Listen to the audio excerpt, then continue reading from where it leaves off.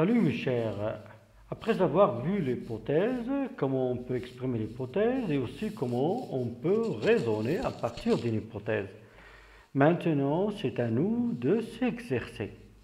Mais avant de commencer, j'aimerais bien vous demander de prendre un stylo et une feuille pour faire les exercices avec moi. La question. Formule des hypothèses pour expliquer les faits suivants en variant les moyens. Ça veut dire on va formuler les hypothèses pour expliquer les faits suivants en utilisant plusieurs moyens. Commençons par la situation A. La vitesse, accident entre un camionneur et un automobiliste. Ça veut dire la cause probable de l'accident, c'est la vitesse. Entre un camionneur, ça veut dire le chauffeur d'un camion, et l'automobiliste, ça veut dire le chauffeur d'une voiture.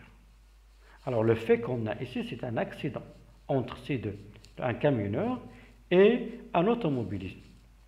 Et l'hypothèse qu'on va avancer, c'est que la cause, ça serait la vitesse. Alors j'espère, mes chers, que vous avez commencé à écrire vos phrases. On peut exprimer l'hypothèse en utilisant les subordonnées conditionnées, soit introduites par si, par exemple, ou bien introduites par au cas où. Vous pouvez aussi utiliser les expressions si possible, il est probable, peut-être, et ainsi de suite. Et vous pouvez également utiliser tout simplement le mode conditionnel, ça veut dire conjuguer le verbe au conditionnel. Alors, si vous avez fini, mes chers, on passe à la correction. La vitesse accident entre un camionneur et un automobiliste, on peut dire l'excès de vitesse pourrait causer cet grave accident. L'excès de vitesse pourrait causer cet grave accident. Pourrait, on a conjugué le verbe pouvoir au mode conditionnel. Il est possible que les deux conducteurs roulaient à toute vitesse. Il est possible que les deux conducteurs roulaient à toute vitesse. On a utilisé ici l'expression « il est possible ».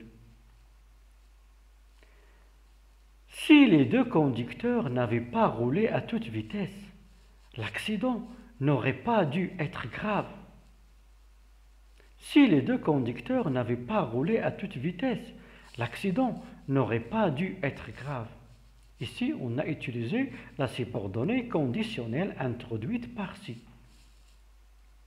On peut dire aussi, au cas où il y aurait un excès de vitesse, l'accident serait grave. Au cas où il y aurait un excès de vitesse, l'accident serait grave. On a utilisé toujours la subordonnée conditionnelle introduite par au cas où. On peut également dire peut-être que c'est la vitesse qui est à l'origine de ce grave accident entre ce camionneur et cet automobiliste. On peut dire peut-être c'est la vitesse qui est à l'origine de ce grave accident entre ce camionneur et cet automobiliste. Et aussi, on peut utiliser d'autres moyens. Maintenant, passons à la deuxième situation B. Le froid, la mort d'un vieil homme dans la rue. Alors, pourquoi ce vieil homme est mort dans la rue? On a avancé l'hypothèse du froid. Alors, vous allez essayer de formuler vos hypothèses. Une phrase en utilisant le mode conditionnel, une phrase en utilisant une expression peut-être ou bien probable ou bien il est possible, une phrase en utilisant les conjonctions de subordination, soit si, soit au cas où. Ça veut dire la subordonnée conditionnelle. Si vous avez fini, mes chers, on passe à la correction. Je vous rappelle toujours, vous pouvez arrêter la vidéo si vous n'avez pas encore fini, avant de voir la réponse. Alors, passons à la correction. Le froid, la mort d'un vieil homme dans la rue. Le froid pourrait causer la mort de ce vieil homme dans la rue. Là, ça veut dire qu'on a utilisé le mode conditionnel. Il est possible que c'est le froid qui est à l'origine de la mort de ce vieux homme dans la rue. Il est possible que c'est le froid qui est à l'origine de la mort de ce vieil homme dans la rue. On a utilisé il est possible que. Peut-être que c'est le froid qui a causé la mort de ce vieil homme dans la rue. On a utilisé l'expression peut-être. Si ce vieux avait froid, il mourrait. Si ce vieux avait froid, il mourrait. On a utilisé la subordonnée conditionnelle introduite par si. Au cas où il ferait froid, ce vieux mourrait. Au cas où il ferait froid, ce vieux mourrait. On a utilisé la subordonnée conditionnelle introduite par au cas où, toujours plus conditionnelle.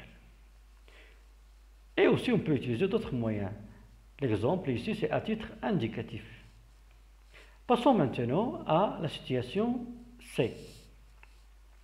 La soif, la mort d'un homme dans le désert. Alors, pourquoi cet homme est mort dans le désert?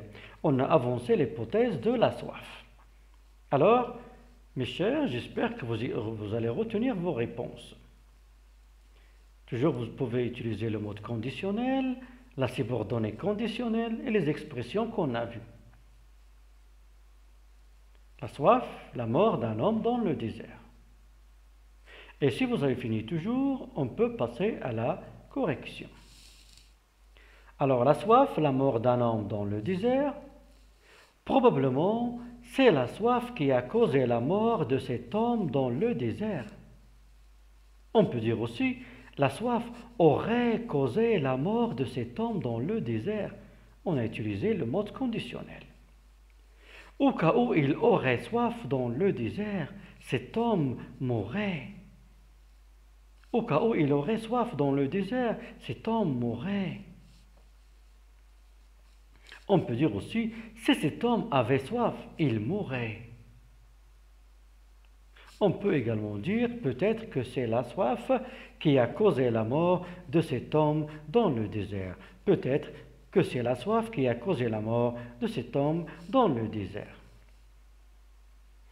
Passons maintenant à la phrase de la situation T. La crampe, noyade d'un baigneur. Pourquoi ce baigneur s'est noyé? C'est à cause de la crampe, ça veut dire le claquage. Mais c'est probable. Alors, vous allez formuler vos hypothèses, toujours en utilisant le mode conditionnel, la subordonnée conditionnelle, ou bien les expressions peut-être, probablement, il est possible. Et toujours, si vous avez fini, mes chers, on passe à la correction. Comme vous avez vu, ce baigneur, il s'est noyé. La cause probable, c'est la crampe. On peut dire, il est possible que c'est la crampe qui a causé la noyade de ce baigneur. On peut dire aussi, la crampe aurait provoqué la noyade de ce baigneur. On peut également dire, si ce baigneur avait une crampe musculaire, il pourrait se noyer. On peut dire, au cas où ce baigneur aurait une crampe, il pourrait se noyer. On peut aussi utiliser les autres expressions, peut-être, probablement. Alors, passons maintenant à la dernière situation. La pollution, disparition du poisson de la rivière. Alors, pourquoi les poissons de la rivière ont disparu? La cause probable, c'est la pollution. Alors, vous allez formuler une hypothèse en utilisant le mode conditionnel, une hypothèse en utilisant une subordonnée conditionnelle, une hypothèse en utilisant une expression, il est possible, probablement, ou bien peut-être. J'espère, mes chers, que vous avez fini. Alors, si vous avez fini, on passe à la correction. Comme vous avez vu, la disparition du poisson de la rivière. À cause de quoi? La cause probable, c'est la pollution. On peut dire, la pollution aurait provoqué la disparition du poisson de cette rivière. On peut dire aussi, la pollution pourrait être à l'origine de la disparition des poissons de cette rivière. Ça veut dire, on a utilisé le mode conditionnel. On peut dire également, au cas où la rivière serait polluée, les poissons disparaîtraient. Au cas où la rivière serait polluée, les poissons disparaîtraient. On peut aussi dire, si la rivière était polluée, les poissons disparaîtraient.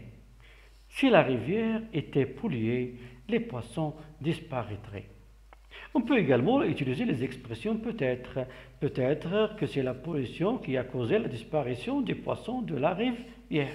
Ou bien il est possible, ou bien probablement. J'espère, mes chers, que maintenant vous avez compris comment on peut utiliser les expressions de l'hypothèse. Maintenant, je vous invite à la quatrième partie de la leçon. L'hypothèse, c'est exercice 2.